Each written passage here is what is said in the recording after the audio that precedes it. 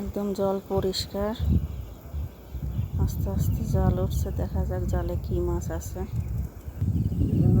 অপেক্ষায় থাকো, দেখা যাবে কি মাছ উঠেছে। ভাগ্যটা অত বেশি ভালো নয়, দেখা যাক তারপরও কি ওঠে।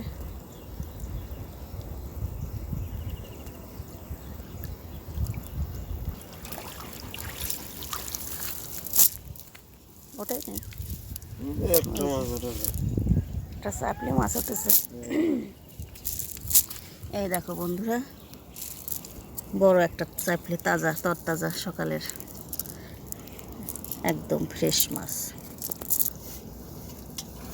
এই দেখো মাছ,